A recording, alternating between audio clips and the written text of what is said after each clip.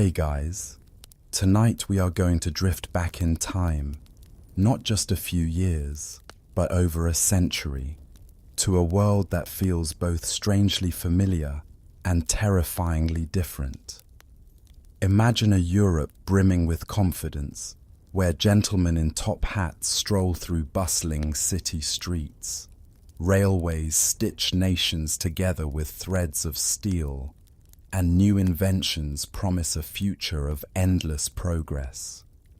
It's a world of grand empires, glittering palaces, and a sense of certainty that civilization is marching ever forward. You're there, amidst the hum of new technologies and the murmur of artistic revolutions, feeling the pulse of a continent at the peak of its power. But beneath this polished surface, a deep, guttural rumble is growing. It's the sound of grinding gears, of nations sharpening their teeth, of old grudges simmering and new ambitions boiling over. This glittering world you're standing in is actually a house of cards, and someone is about to sneeze. You probably won't survive this, not really. The odds are stacked against you in a way you can't even comprehend yet, because the very tools of progress you admire are about to be turned into instruments of unimaginable destruction. So, before you get comfortable, take a moment to like the video and subscribe, but only if you genuinely enjoy what I do here. And for a bit of fun, post your location and what time it is where you are in the comments below. It's always cool to see where everyone is tuning in from. Now, dim the lights, maybe turn on a fan for that soft background hum, and let's ease into tonight's journey together. You find yourself in the early 1900s, a time of profound contradiction. On one hand, it's an age of unprecedented connection. You can send a telegram across a continent in minutes, board a steamship that will carry you across oceans, or read newspapers filled with stories from distant lands. Science is unlocking the secrets of the universe, from the atom to the stars. Art is exploding in new directions. Impressionism, Cubism, a riot of color and form that breaks from the staid portraits of the past. Cities like Paris, London, Vienna, and Berlin are vibrant hubs of culture and innovation. It feels like humanity is on the verge of solving all its problems. But as you walk these streets, you start to notice the cracks in the facade. You see the military uniforms, more common than you'd expect, worn with a swaggering pride. You hear the conversations in cafes, discussions that drift from poetry to politics, and the tone often sharpens when the topic turns to national honor. You pick up a newspaper and read about the latest colonial acquisition, a small patch of Africa or a distant Pacific island claimed for the glory of the empire. This isn't just background noise, it's the engine of the era. Europe is a continent of empires, and empires are hungry things. At the heart of it all is a tangled mess of pride, fear, and ambition. Let's start with the biggest players on the board. There's the British Empire, a sprawling global giant on which the sun, as they proudly say, never sets. It controls a quarter of the world's population and a vast network of trade routes, all protected by the most powerful navy on the planet. Britain's main goal is to maintain this status quo, to keep its empire safe and its trade flowing. It practices a policy of splendid isolation, trying to stay out of Europe's squabbles, but you can feel a growing anxiety. A new power is rising just across the North Sea, and it's making Britain nervous. That new power is Germany. Unlike the old empires, Germany is young, unified only since 1871. But it's a powerhouse of industry, science, and military might. Its factories churn out steel, chemicals, and machinery at a dizzying rate, rivaling and in some cases surpassing Britain. The German people are filled with a potent, almost aggressive sense of national pride. Their leader, Kaiser Wilhelm II, is a man who embodies this new Germany. He's brash, insecure, and obsessed with military pageantry. He's also deeply envious of his cousin, the King of England, and the vast British Empire. He wants Germany to have its place in the sun, which means more colonies, more influence, and a navy that can challenge Britain's. This ambition is the source of a lot of the tension you feel in the air. The naval arms race between Britain and Germany is one of the most obvious signs of trouble. Both are building bigger, faster, more powerful battleships, particularly the new class of warship called the Dreadnought. It's a bit like two neighbours building bigger and bigger fences, each insisting it's for defence, but making the other feel more threatened.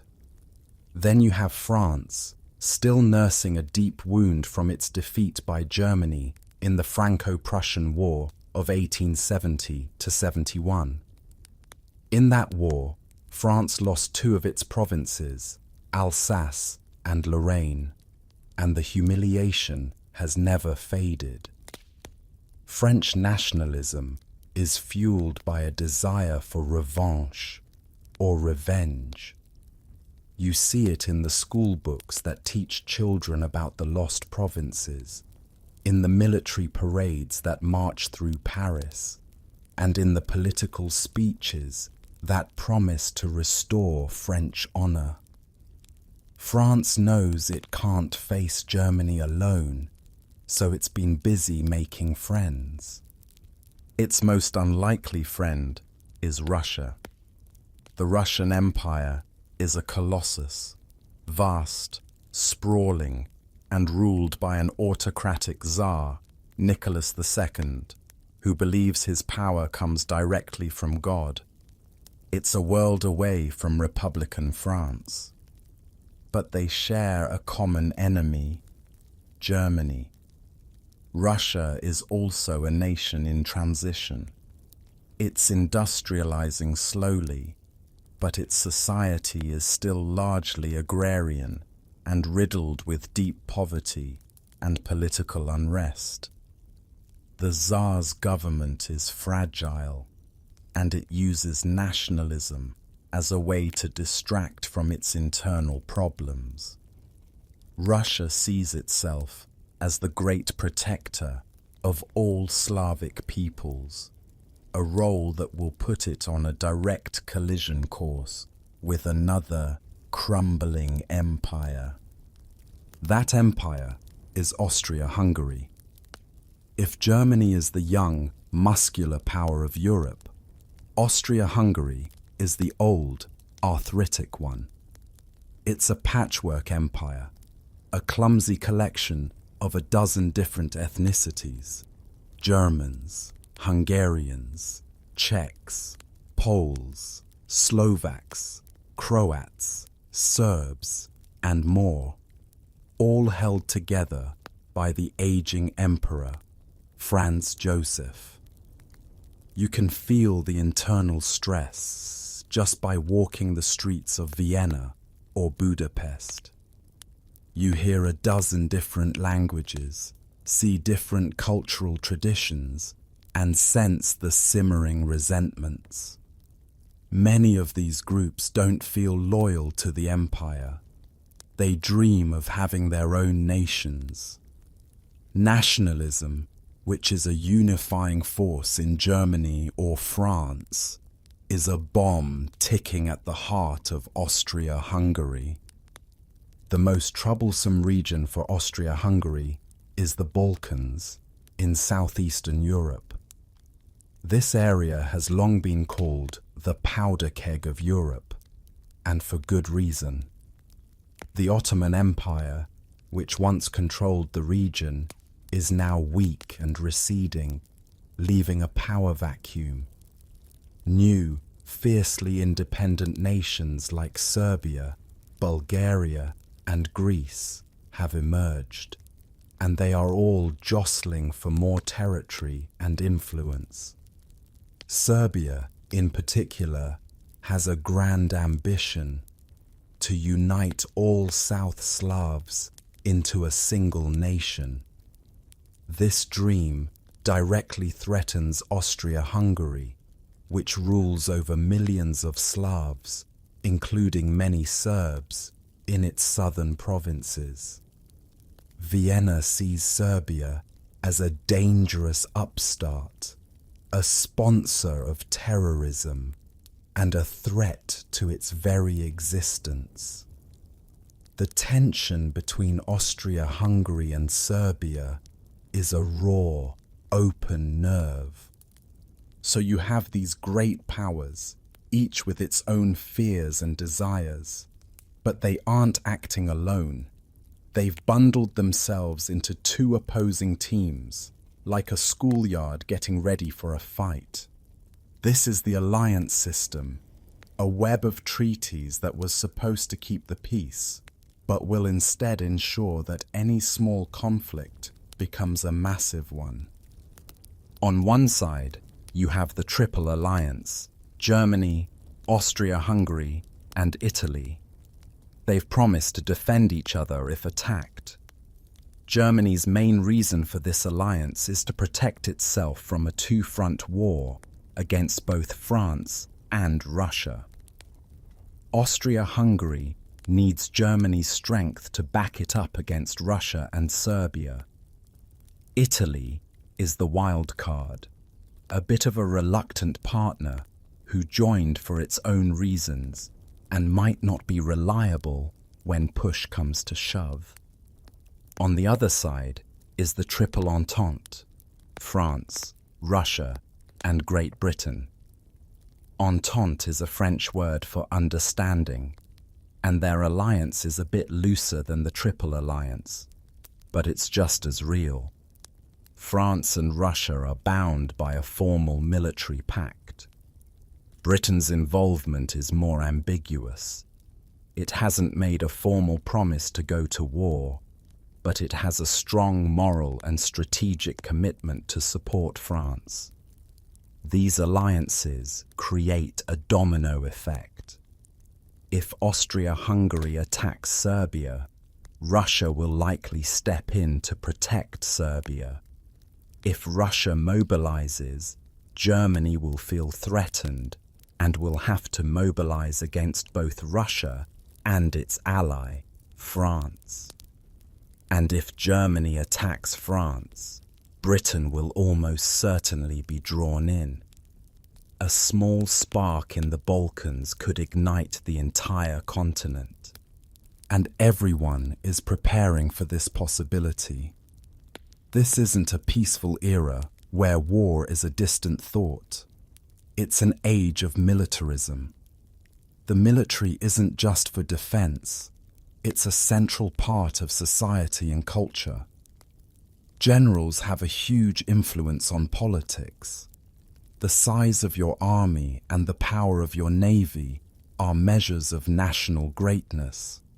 In Germany, the army is practically revered. In Britain, the navy is a source of immense national pride.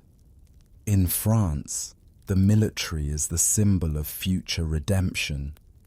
Schoolboys dress in sailor suits and play with toy soldiers. The newspapers are filled with stories of military maneuvers and new weapons.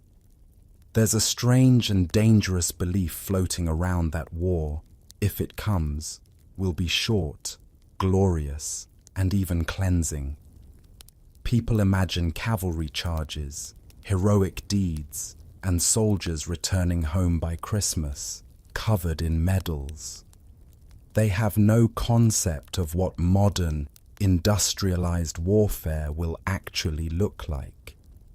They don't understand that the same factories producing wonderful new consumer goods can also produce machine guns that fire hundreds of rounds a minute, or artillery shells that can obliterate an entire city block. They are dreaming of a 19th century war, but they are living in the 20th century. This cocktail of forces, imperialism, nationalism, alliances, and militarism, has been brewing for decades. By 1914, the pressure is immense. Europe is a forest of dry timber, waiting for a spark. There have been close calls before, crises in Morocco and the Balkans that almost led to war, but were resolved at the last minute through diplomacy.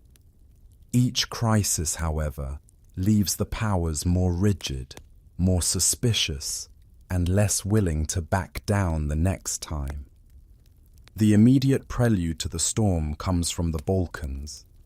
In 1912 and 1913, a series of short, brutal conflicts known as the Balkan Wars erupt. The Balkan states first unite to drive the Ottoman Empire almost completely out of Europe. Then, they immediately start fighting among themselves over the spoils.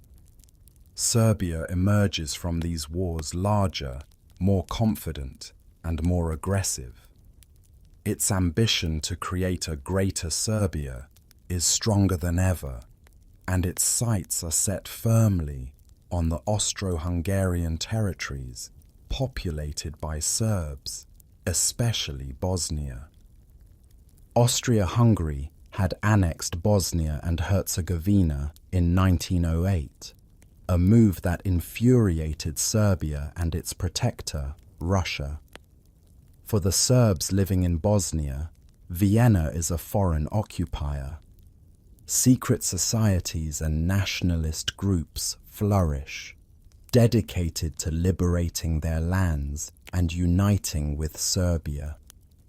One of these groups is the Black Hand, a shadowy organization with ties to Serbian military intelligence.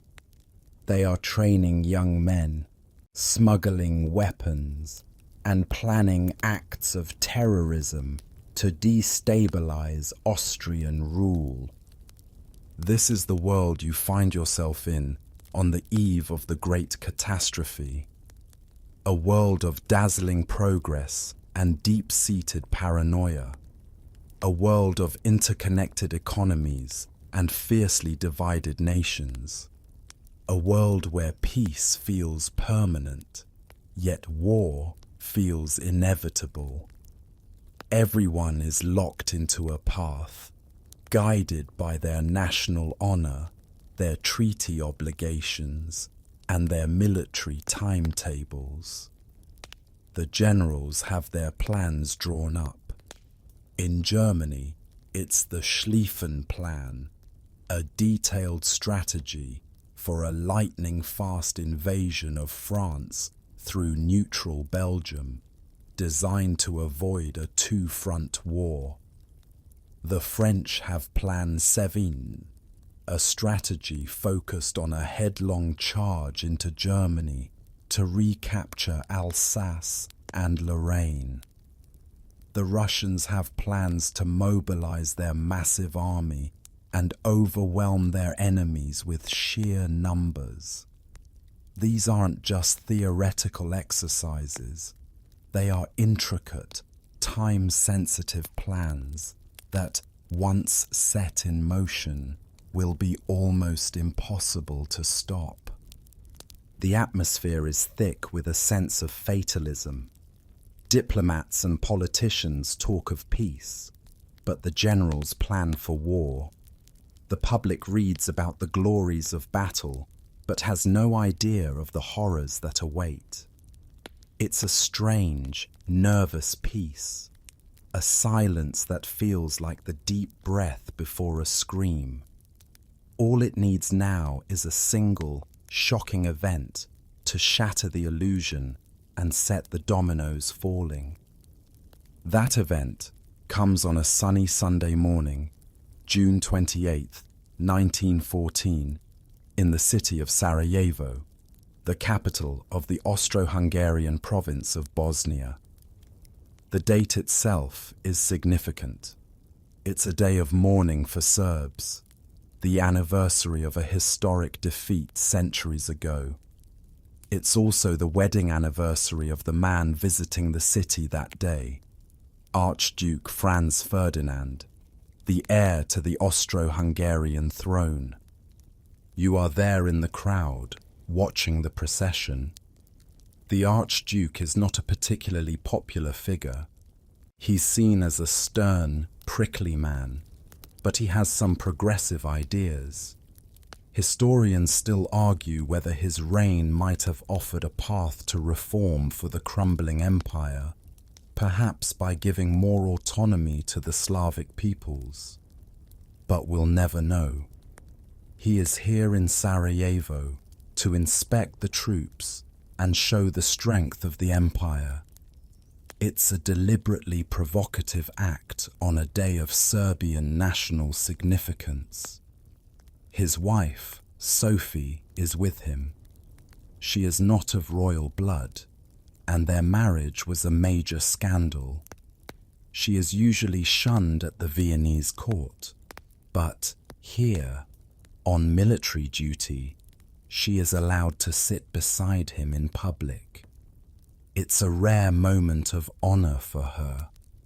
The security is surprisingly lax. The route of the motorcade has been published in the newspapers. As the open-topped car makes its way along the river, you notice small groups of young men loitering in the crowd. They look nervous, intense. They are the assassins, a team of young Bosnian Serbs, armed and trained by the Black Hand. They are stationed at various points along the route, each with a bomb or a pistol and a vial of cyanide to take if they are caught. They are amateurs, mostly teenagers, filled with a potent mix of tuberculosis and patriotic fervor. The first assassin along the route sees the car approach, but he panics and does nothing. The second, a young man named Nedeljko Chabrinovic, is more determined. As the Archduke's car passes, he throws his bomb, but he misses. The bomb bounces off the back of the car and rolls under the vehicle behind it, exploding and injuring several officers and bystanders. Chaos erupts.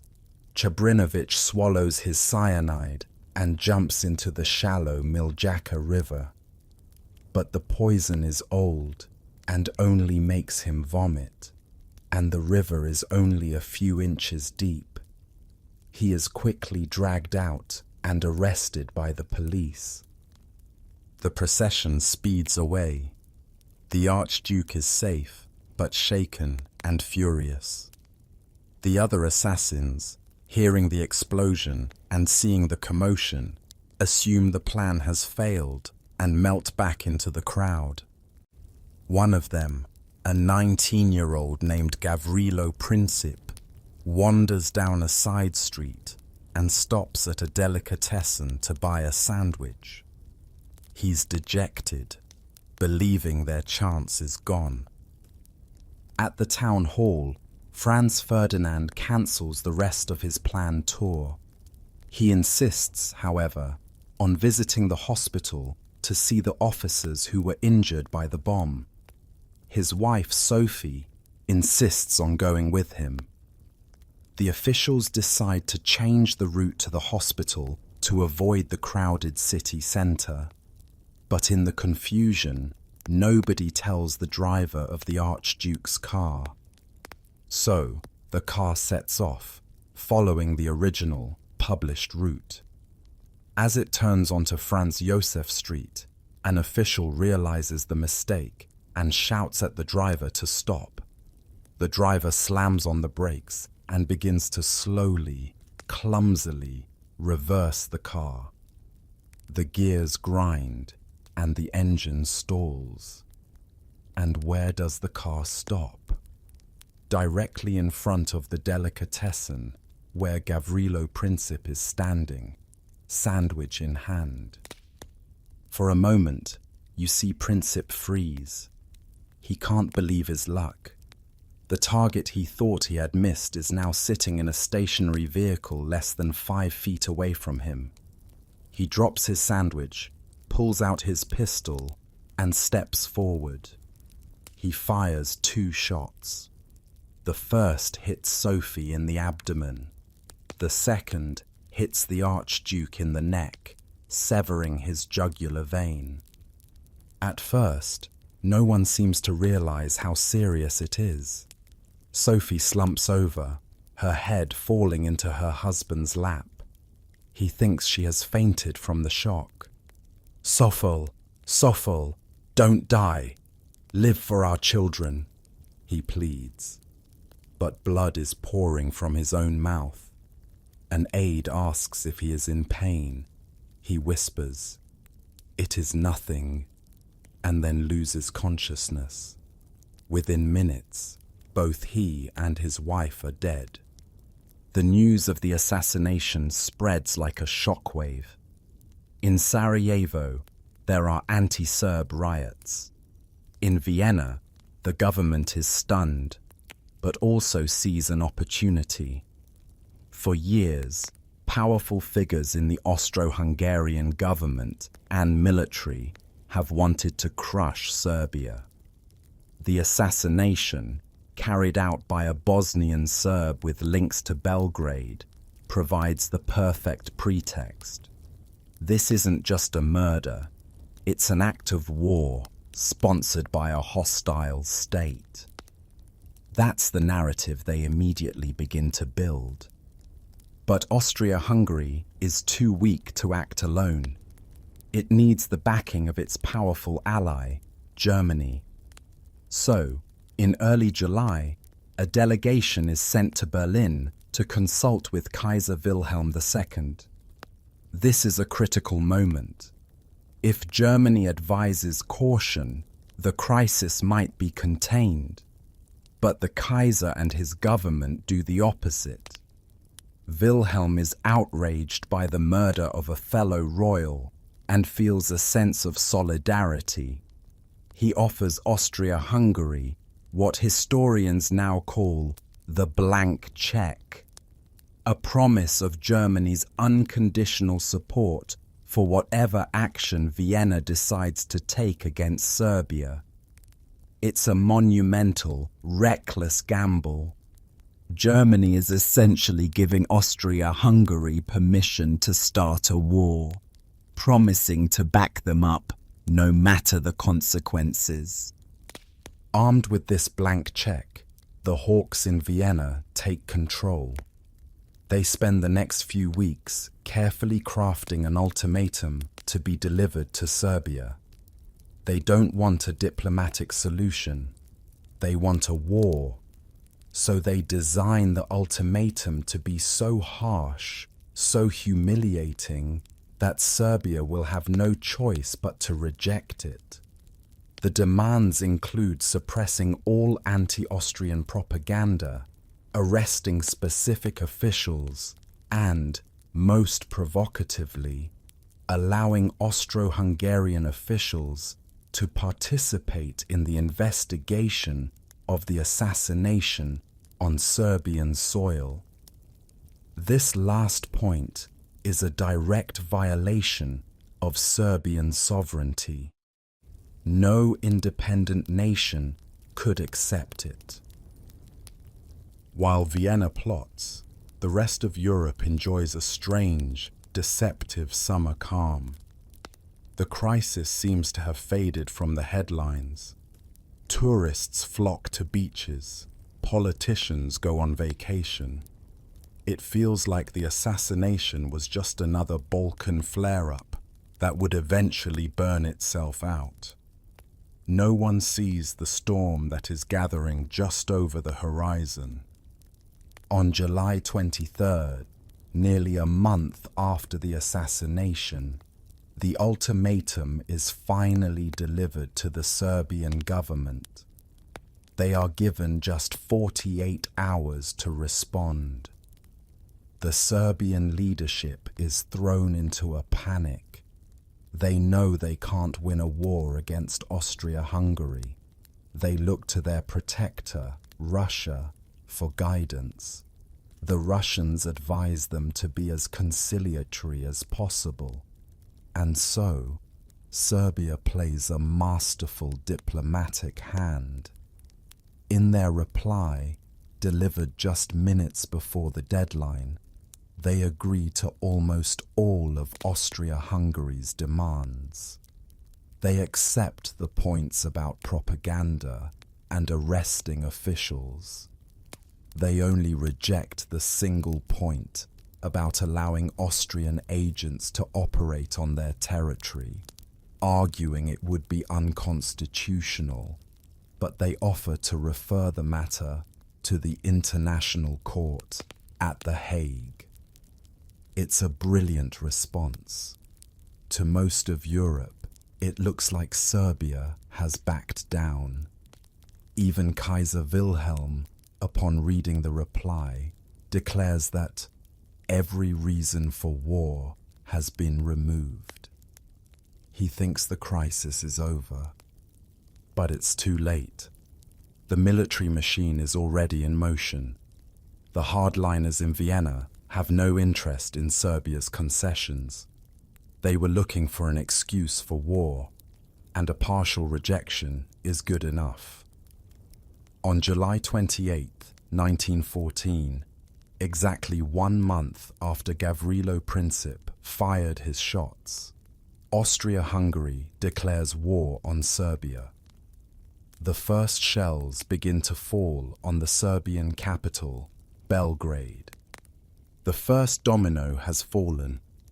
Now, the alliance system kicks in, just as the generals had always planned. Russia, seeing itself as the champion of the Slavs, cannot stand by and watch Serbia be crushed.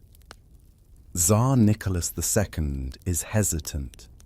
He and the Kaiser are cousins, and they exchange a series of personal telegrams, the Willy-Nicky telegrams, in a last-ditch effort to avoid a wider war. I foresee that very soon I shall be overwhelmed by the pressure brought upon me and be forced to take extreme measures which will lead to war, Nicholas writes to Wilhelm. But the pressure from his own military is too great. To be effective, the massive Russian army needs time to mobilize. If they wait too long, it will be too late. On July 30th, Russia orders a full mobilization of its forces. In Berlin, this is seen as an act of war. Germany's entire war strategy, the Schlieffen Plan, depends on speed. It assumes that Germany must defeat France in the west before the slow-moving Russian steamroller can fully mobilize in the east. Russian mobilization is the trigger. Germany now feels it has no choice but to act. It issues an ultimatum to Russia. Stop mobilizing within 12 hours. Russia refuses. On August 1st, Germany declares war on Russia. Now it's France's turn. France is bound by its alliance with Russia. Germany knows this and demands to know if France will remain neutral. France gives an evasive answer, but begins to mobilize its own troops. For Germany, there is no time for doubt. The Schlieffen Plan must be executed now. On August 3rd, Germany declares war on France. But how to get to France? The German plan calls for a massive flanking maneuver, sweeping through neutral Belgium to bypass the heavily fortified French border. Belgium, whose neutrality has been guaranteed by a treaty signed by all the major powers, including Britain and Germany itself, is a small country with a small army. Germany demands free passage for its troops. The Belgian king, Albert I, refuses, famously declaring, "Belgium is a nation, not a road." On August 4th, German troops cross the Belgian border. This is the final domino. For Britain, the crisis has been escalating at a terrifying speed. The British government is divided. Some want to stay out of a continental war, but the invasion of neutral Belgium changes everything. Britain has a moral and treaty obligation to defend Belgium.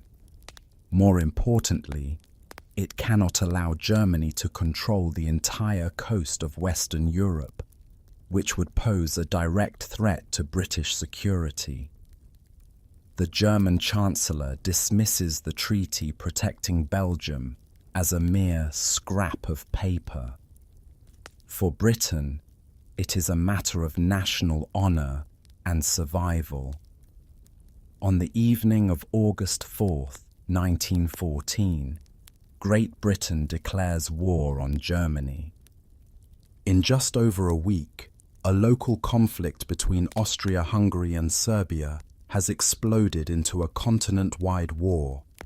The great powers of Europe, who had spent decades building their empires and their armies, are now locked in a death struggle. In the capitals of Europe, the news is greeted with a strange mix of shock and excitement. Crowds gather in the streets, not with fear, but with patriotic fervor.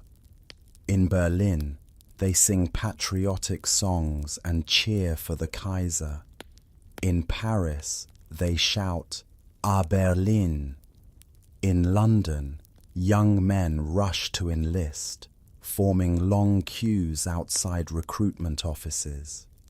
There is a widespread belief that this will be a great adventure, a test of national character, and that it will all be over by Christmas. You watch as the trains pull out of the stations, packed with soldiers. They are smiling, waving from the windows, flowers tucked into the barrels of their rifles. Their families wave back, crying tears of both pride and sorrow. They are marching off to a war of movement and glory, a war they have read about in books. They have no idea that they are marching toward the mud, the barbed wire, the machine guns, and the trenches. They don't know that the world they are leaving, the world of progress and certainty, is dying, and a new, more brutal world is being born. The spark that was struck in Sarajevo has ignited the powder keg of Europe, and the fire is now raging out of control. The lights, as the British Foreign Secretary Edward Grey mournfully remarked, were going out all over Europe. You know, with a chilling certainty that they will not be lit again in their lifetime. The trains have departed, carrying away the smiling, waving soldiers. The patriotic songs have faded from the city squares, replaced by a tense, expectant silence. The grand, sweeping plans for a quick war, the ones drawn up by generals in starched collars, are now being put to the test. You feel the shift in the air. The initial thrill of war is giving way to the grim reality of logistics, movement, and the first, shocking encounters with the enemy. The German war machine, following the logic of the Schlieffen Plan, doesn't hesitate.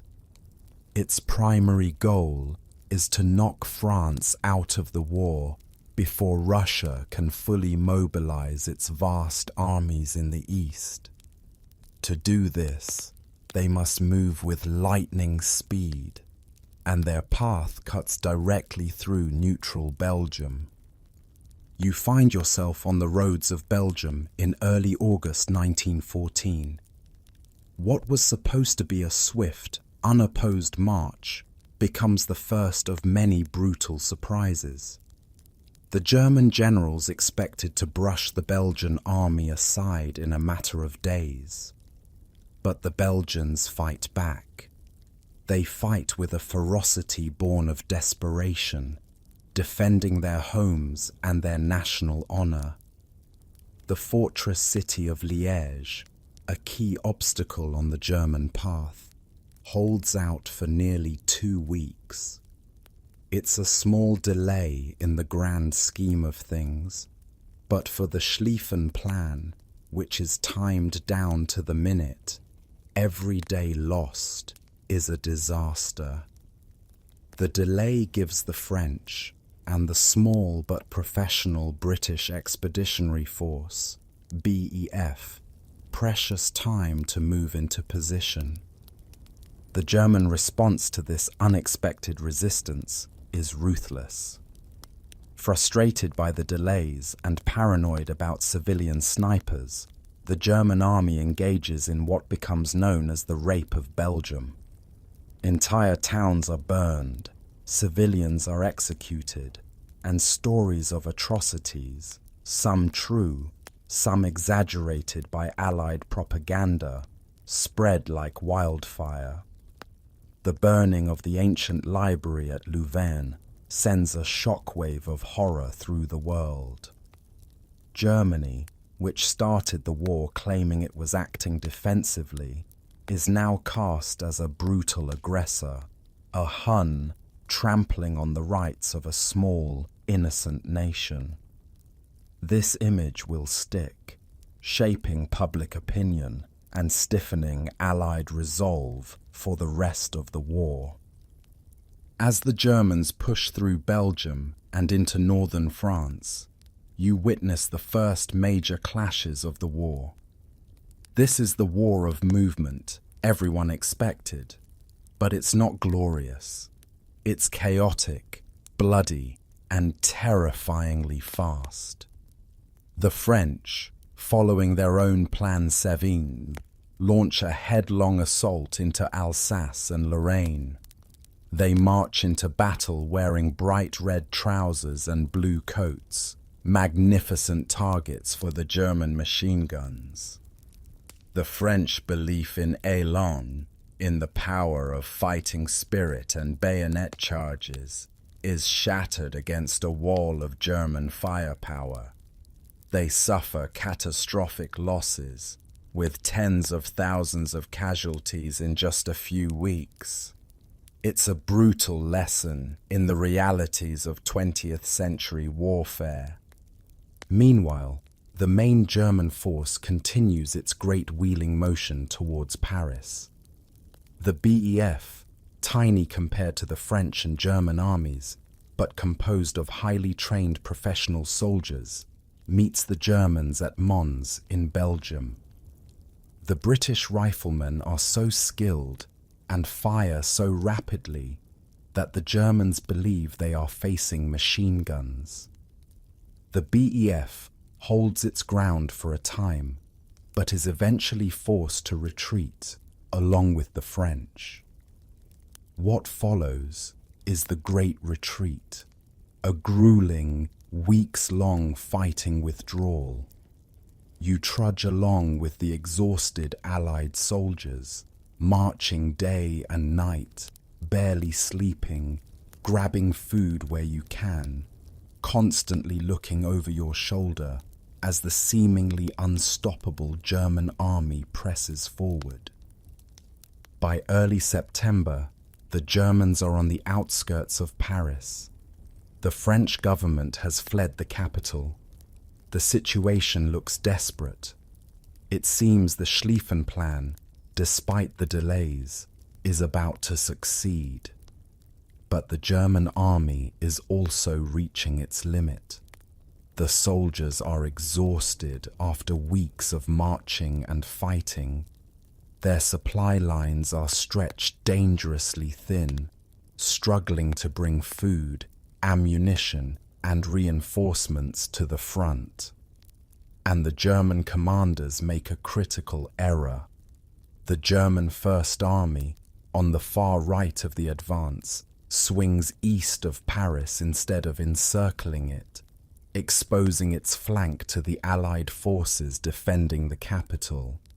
The French commander, Joseph Joffre, a man who looks more like a sleepy walrus than a military genius, sees the opportunity. He is calm under pressure, and he makes a decision that will change the course of the war. He orders a counterattack.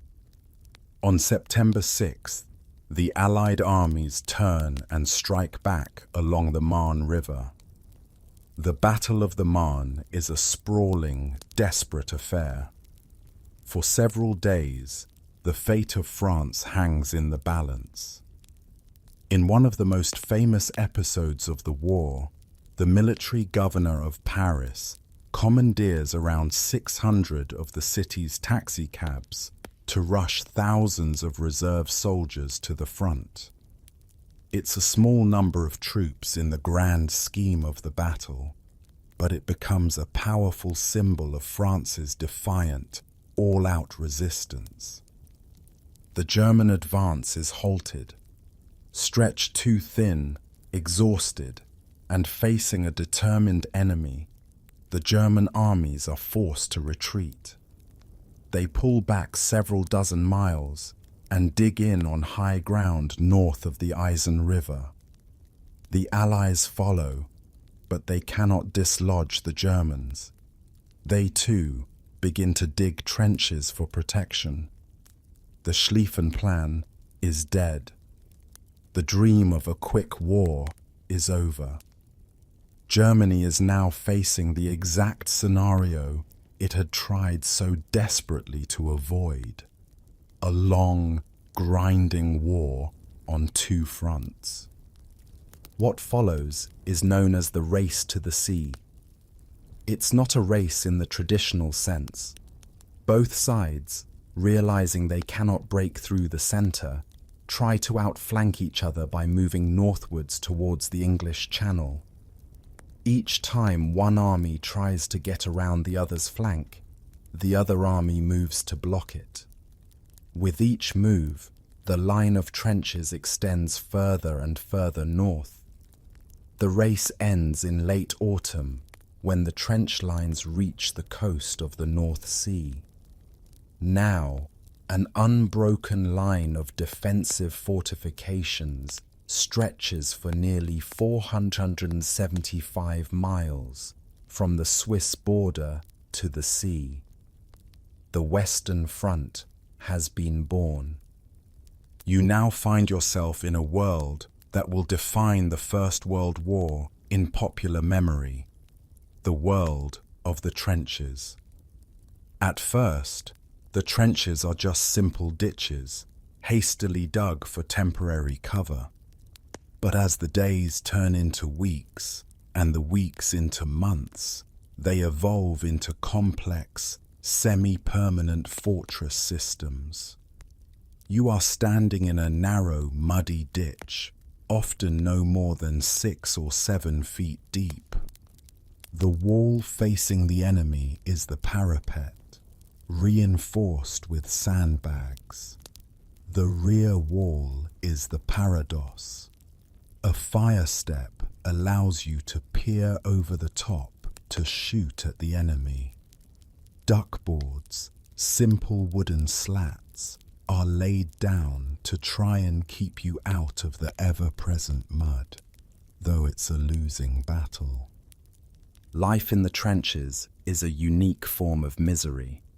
The first thing that hits you is the smell, a foul combination of stagnant water, rotting sandbags, unwashed bodies, latrine odors, and the sweet, sickly scent of death. Then there's the mud. It's everywhere, a thick, clinging, inescapable presence. It sucks at your boots, weighs down your uniform, and gets into your food. In winter, the trenches flood with icy water, sometimes up to your waist. This leads to a horrific condition called trench foot, where your feet, constantly cold and wet, begin to rot, turning black and gangrenous. Amputation is often the only cure. You are not alone in this misery. You share your trench with millions of rats. They are huge, bold, and fearless, feasting on discarded rations and grimly on the bodies of the fallen. Lice are another constant companion, infesting your clothes and causing a persistent, maddening itch that leads to a condition called trench fever. Sleep is a luxury, snatched in short, nervous bursts. You might find a small dugout carved into the side of the trench, offering some protection from the elements and shrapnel, but never from a direct hit by an artillery shell. The daily routine is a monotonous cycle of boredom and terror. Much of your time is spent on sentry duty, peering through a periscope over the parapet, watching the enemy line for any sign of movement. The rest is spent on chores, repairing the trench walls, laying barbed wire at night, pumping out water, and trying to keep your rifle clean in the mud. The food is basic and often cold.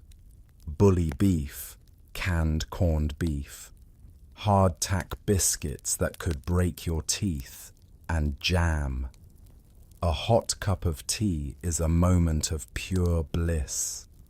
But the boredom is punctuated by moments of extreme violence. The greatest danger comes from artillery. The sky is constantly filled with the whistle and scream of incoming shells. You learn to distinguish the different sounds. The shriek of a whiz-bang that gives you no time to react. The freight train rumble of a heavy howitzer shell.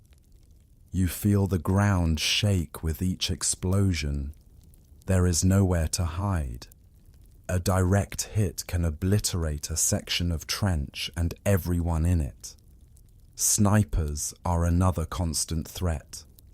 Raise your head above the parapet for a second too long, and you could be killed instantly. And then there is the order that every soldier dreads. Go over the top. This means an attack. It usually begins with a massive artillery bombardment, sometimes lasting for days, intended to destroy the enemy's barbed wire and defenses. Then the whistles blow, and you have to climb a ladder out of the relative safety of your trench and advance across the open ground towards the enemy. This area between the two front lines is called No Man's Land. It's a desolate, crater-pocked wasteland, littered with the bodies of previous attackers and tangled with thickets of barbed wire. As you advance, you are met with a storm of machine gun fire. The machine gun is the king of the battlefield here, a defensive weapon of terrifying efficiency. A single, well-placed machine gun can mow down hundreds of advancing soldiers in minutes. You see men fall all around you. If you make it to the enemy trench, the fighting becomes a brutal, primitive affair of bayonets, clubs, and hand grenades. If the attack succeeds, you have captured a few hundred yards of mud. If it fails, you stumble back to your own trench, leaving your friends and comrades behind in no man's land. This is the grim arithmetic of attrition. The generals, struggling to understand this new form of warfare, believe that the only way to win is to bleed the enemy dry, to kill more of them than they kill of you. It's a strategy that consumes human lives on an industrial scale. The psychological toll is immense. The constant fear, the noise, the sight of death and horrific injuries leads to a condition the soldiers call shell shock. Today, we would call it post-traumatic stress disorder, PTSD. You see men shaking uncontrollably, unable to speak, staring blankly into space, haunted by what they have seen. The military authorities are often unsympathetic, viewing it as cowardice or malingering. Yet, amidst the horror, you also witness incredible resilience and a dark, sardonic humor. Soldiers develop a strong sense of camaraderie. The men in your platoon become your family. You rely on them for your survival, and they rely on you. You share your rations, your letters from home, your fears. You make jokes about the absurdity of it all. It's a coping mechanism, a way to stay human in an inhuman environment. One of the most surreal moments comes during Christmas of 1914. In several sectors of the Western Front, an unofficial truce breaks out. You see German and British soldiers cautiously climb out of their trenches, meet in no man's land, exchange gifts of cigarettes and food, sing carols, and even play games of football. It's a brief, spontaneous moment of shared humanity, a reminder that the men on the other side are not monsters, but people just like you. The High Command is furious, and orders are issued to prevent any such fraternization in the future. The war must go on. As the stalemate on the Western Front grinds on, both sides desperately search for a way to break it. This leads to a grim competition in technological innovation. Science and industry are harnessed for the sole purpose of creating more efficient ways to kill. In April 1915, at the Second Battle of Ypres, the Germans unleash a new and terrifying weapon, poison gas. You see a strange, greenish-yellow cloud drifting towards the Allied lines. The French and Algerian troops holding the line have no idea what it is. They think it's a smokescreen, but as the cloud envelops them, they begin to choke, clutch their throats, and fall to the ground, their lungs burning. The gas, chlorine, creates a huge gap in the Allied line, but the Germans, perhaps surprised by their own success, fail to exploit it fully. From that moment on, chemical warfare becomes a staple of the trenches. Both sides develop more and more lethal gases, like phosgene and, most horrifically, mustard gas. Mustard gas is particularly cruel. It's an oily liquid that blisters the skin, burns the eyes, and attacks the respiratory system. It lingers in the soil for days, making captured trenches death traps. The gas mask becomes an essential piece of every soldier's kit.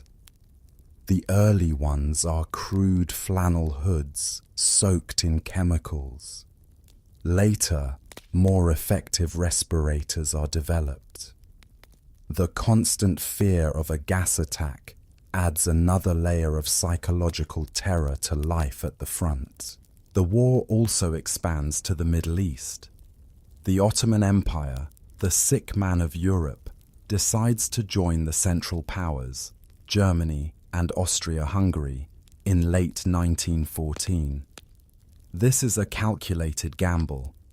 The Ottomans hope to regain lost territory and prestige. Their entry immediately opens up several new fronts.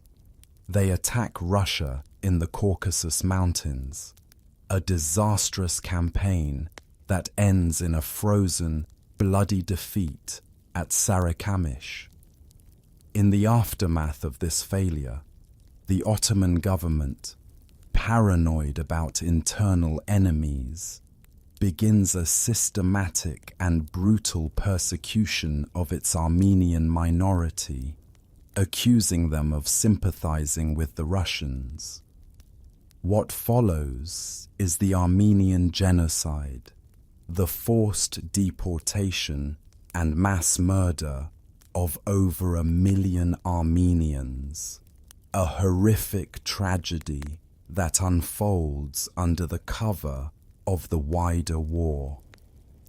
The entry of the Ottoman Empire also threatens Britain's vital interests in the Middle East, particularly the Suez Canal, the lifeline to its empire in India.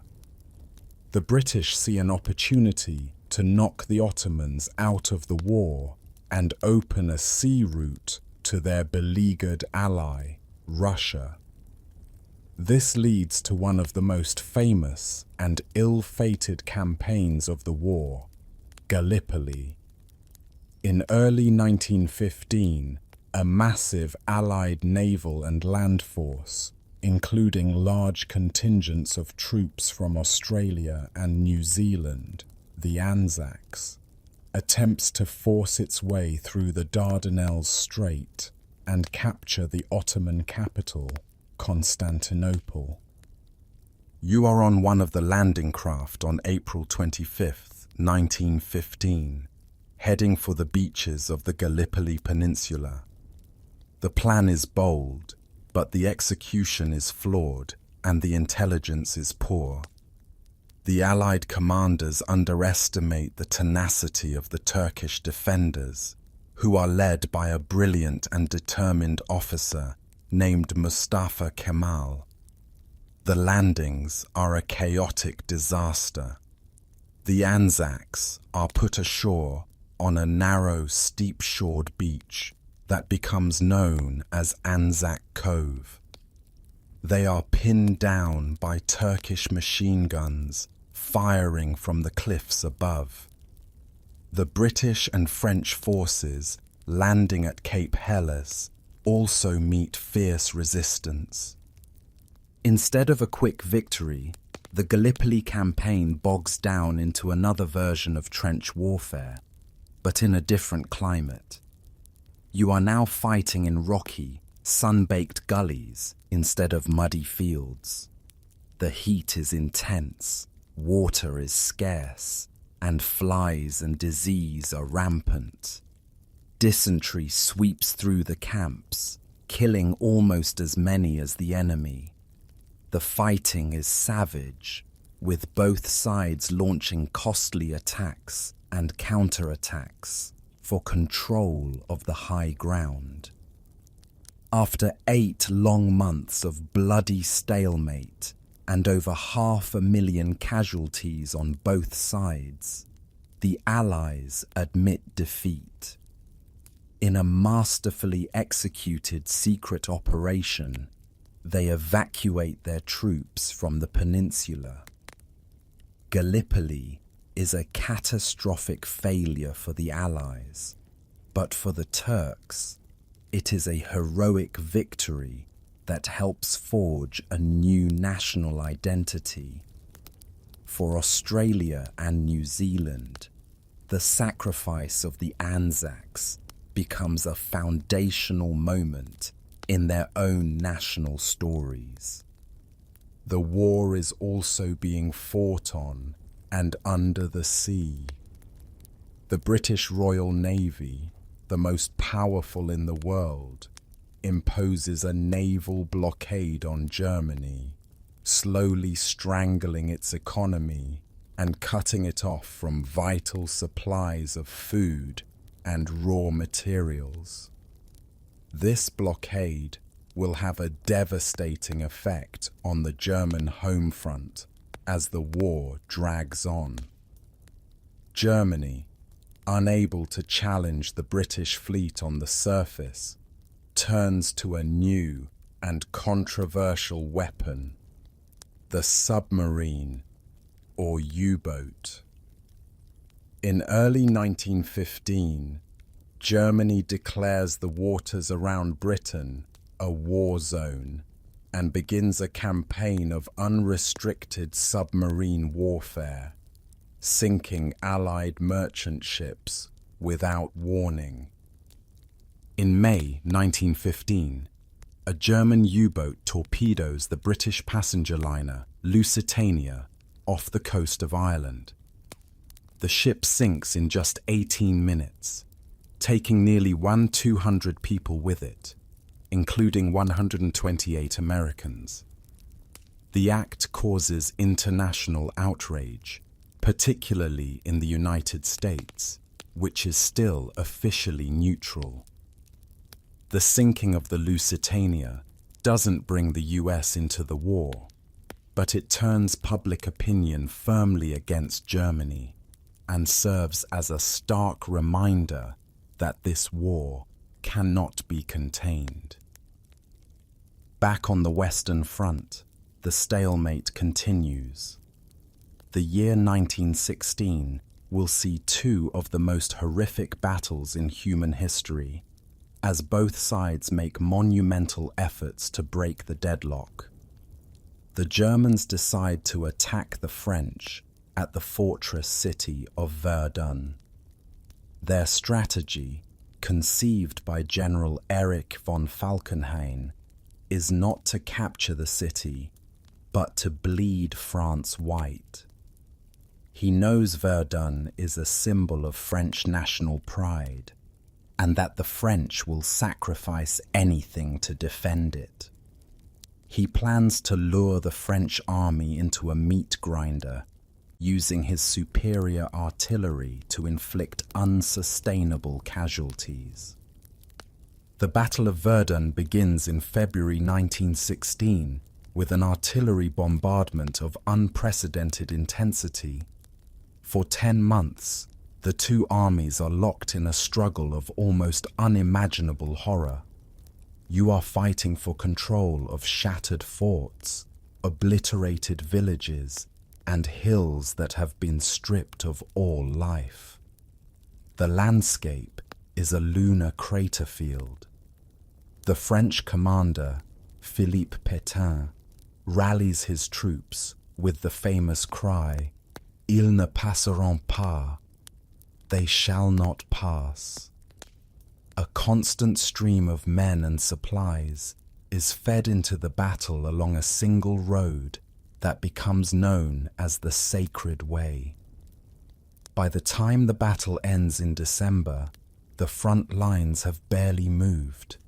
but nearly 700,000 French and German soldiers have been killed or wounded. Verdun becomes the ultimate symbol of the war's senseless slaughter. To relieve the pressure on the French at Verdun, the British launched their own massive offensive in the summer of 1916 along the Somme River. The British commander, Douglas Haig, is confident of a breakthrough. The attack is preceded by a week-long artillery bombardment, even bigger than the one at Verdun. The British soldiers are told that the German defences will be completely destroyed. On the morning of July 1st, 1916, they go over the top, advancing in neat waves across no man's land. But the bombardment has failed. The German machine gunners, who have sheltered in deep concrete dugouts, emerge and open fire. The result is a catastrophe. The British Army suffers nearly 60,000 casualties, including 20,000 dead, on the first day alone. It is the single bloodiest day in the history of the British Army. Despite the horrific losses, Haig persists. The Battle of the Somme grinds on for over 4 months, turning the rolling countryside into a muddy, bloody quagmire. It is at the Somme that the British introduce another new technology, the tank. These early tanks are slow, clumsy, and mechanically unreliable, but their ability to cross trenches and crush barbed wire offers a glimpse of the future of warfare. The battle finally peters out in November. The Allies have advanced a few miles, but at a cost of over 1 million casualties on all sides. The Somme, like Verdun, becomes a byword for futile sacrifice. As 1916 comes to a close, the stalemate seems more unbreakable than ever. The war has become a global monster, consuming lives and resources on an epic scale. The initial optimism is long dead, replaced by a grim, weary determination. On the home fronts, societies are being transformed. Women are entering the workforce in unprecedented numbers, taking on jobs in factories and on farms. Governments are taking on immense new powers, controlling economies, rationing food, and using propaganda to maintain public morale. The war is no longer just a matter for soldiers. It is a total war, demanding the full commitment of entire nations. You are trapped in a world that has lost its bearings, a world of industrial-scale slaughter, where victory is measured in inches of mud and the daily casualty lists. The hope for a quick end is gone, and no one can see how this cycle of violence will ever stop. You've been through the mud and the blood. You've seen the grand plans of generals crumble into the grim reality of trench warfare. You've witnessed the birth of terrifying new technologies, poison gas, tanks, submarines, each designed to break a stalemate that only seemed to grow stronger with every failed offensive. The world has been at war for nearly 3 years, and the initial patriotic fervor has long since curdled into a grim, weary endurance. The battlefields of Verdun and the Somme have become monuments to slaughter, consuming a generation of young men for a few miles of cratered earth. The conflict has spread across the globe, from the deserts of the Middle East to the vast plains of Eastern Europe and the cold depths of the Atlantic. It feels like this grinding, senseless war will never end. But as you enter the year 1917, you can feel a subtle shift in the foundations of the world. The immense pressure of total war is causing deep cracks to appear, not just on the front lines, but within the very societies that sustain them. Two monumental events are about to unfold that will fundamentally alter the course of the war and shape the rest of the 20th century. One empire will collapse into revolution, pulling out of the fight, while a new power will rise from across the ocean, reluctantly stepping in. The end is not yet in sight, but the beginning of the end is stirring. Your attention is first drawn to the east, to the vast and troubled Russian Empire. Russia has been hemorrhaging soldiers and resources since 1914. Its army, while enormous, has been battered by the more efficient German war machine. Casualties are counted in the millions. The soldiers at the front are demoralized, under-equipped, some still being sent into battle without rifles, and increasingly mutinous. Back home, the situation is catastrophic. The war has crippled the economy. Food is scarce in the cities. People stand for hours in bread lines, only to find there is nothing left. Factories are paralyzed by strikes. The transportation system has broken down. The Tsar, Nicholas II, who took personal command of the army, is seen as incompetent and out of touch. His German-born wife, the Tsarina Alexandra, is widely despised, her reputation tarnished by her reliance on the mystic Grigory Rasputin. The whole structure of the empire is rotten from the inside out. In March 1917, February in the old Russian calendar, the breaking point is reached. In the capital, Petrograd, what begins as a protest by women textile workers demanding bread quickly escalates into a city-wide uprising. The Tsar orders the army to fire on the crowds, but the soldiers, weary of the war and sympathetic to the people, refuse. They lay down their arms and join the revolution. It's over with shocking speed. The Tsar's authority evaporates. He is forced to abdicate, ending 300 years of Romanov rule. The Russian Empire is no more. A provisional government, made up of moderate politicians from the Duma, the Russian parliament, takes power. They promise democratic reforms and civil liberties, but they make one fatal mistake. They vow to continue the war. They feel bound by their commitments to the Allies and believe that a national victory is still possible. But the Russian people, the soldiers, the workers, the peasants, are done with the war. They want peace, land, and bread. Into this chaotic vacuum steps a man who has been waiting for this moment his entire life. Vladimir Lenin. The leader of the radical Bolshevik Party, Lenin has been in exile in Switzerland. The Germans, in a stroke of cynical genius, see an opportunity to further destabilize Russia.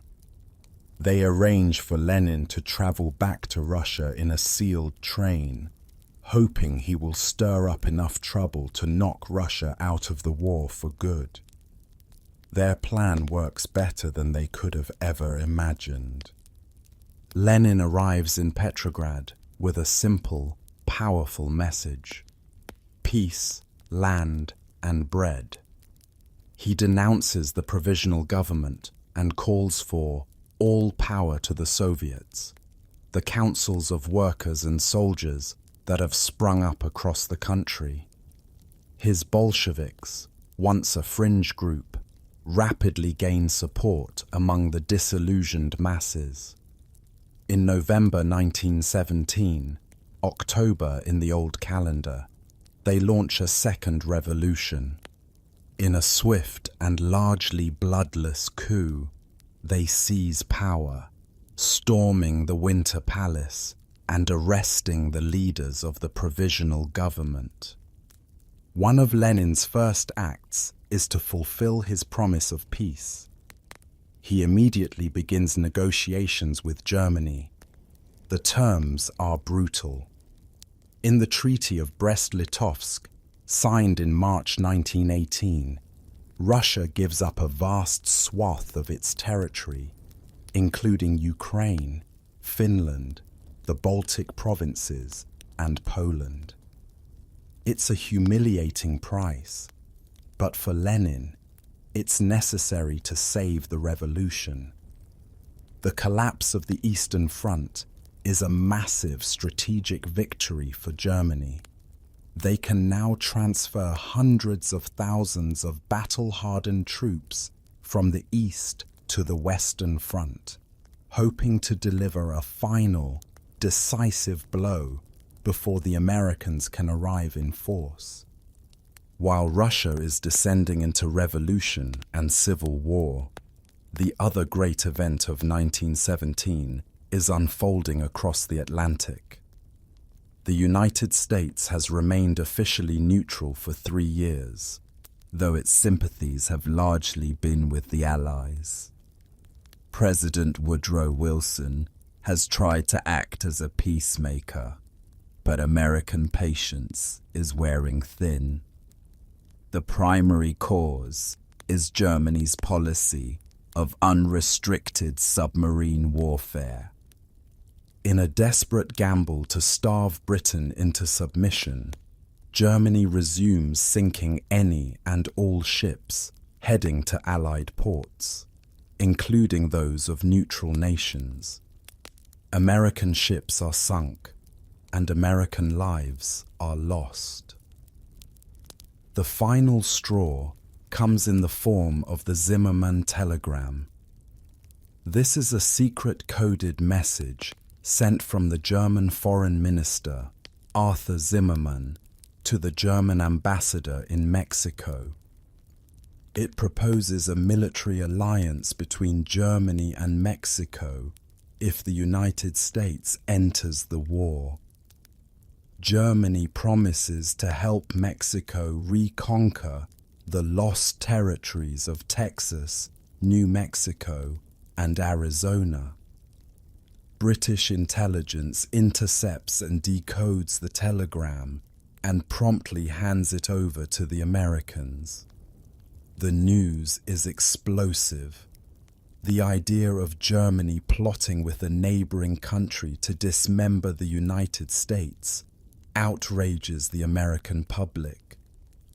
On April 6, 1917, President Wilson goes before Congress and asks for a declaration of war, stating that the world must be made safe for democracy.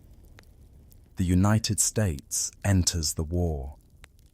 At first, America is not ready. Its army is small and ill-equipped for a major European conflict. But the nation mobilizes with incredible speed and industrial might. A draft is instituted, and millions of young men who become known as doughboys are trained for combat.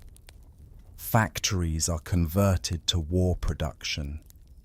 A vast propaganda machine swings into action to rally public support.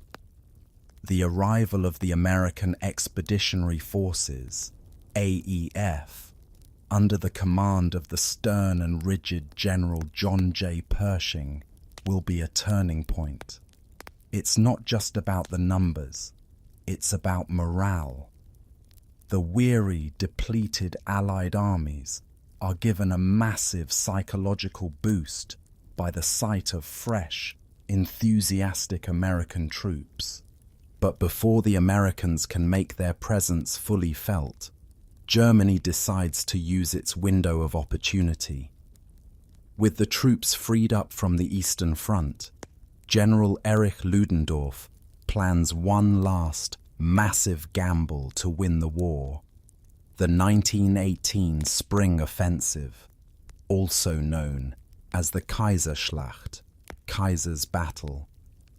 The plan is to use new tactics, developed over years of trench warfare, to smash through the Allied lines. Instead of massive, slow-moving infantry waves, the Germans will use elite, lightly equipped stormtroopers to infiltrate weak points in the Allied defences, bypassing strong points and causing chaos in the rear. This will be followed by a massive artillery barrage and then the main infantry assault. The offensive begins on March 21st, 1918, and at first it is devastatingly successful. The German stormtroopers, shrouded in morning fog, punch a huge hole in the British lines. For the first time in years, the war of movement returns to the Western Front. The Germans advance dozens of miles, capturing more territory than either side had managed in years of attrition. Panic begins to set in on the Allied side. It seems Germany might actually win. But the German advance, like the one in 1914, has its limits. The stormtroopers outrun their supplies. They are exhausted. And as they advance over the old, shattered battlefields of the Somme, they find that the Allied lands they are capturing are full of food and drink, temptations that prove too much for the starving German soldiers. The offensive loses momentum. The Allies, under a newly appointed Supreme Commander, the French Marshal Ferdinand Foch, managed to bend but not break. American troops are rushed to the front to plug the gaps.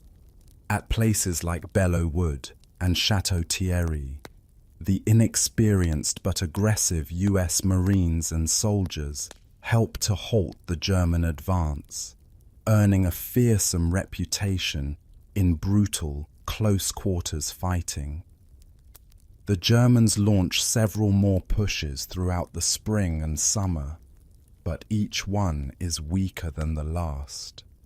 They have thrown everything they have into this final offensive, and it has failed. They have suffered immense casualties, and their best troops are gone. The German army is a spent force. Now, the tide turns decisively. In August 1918, the Allies launch their own counter-offensive, which will become known as the 100 Days Offensive.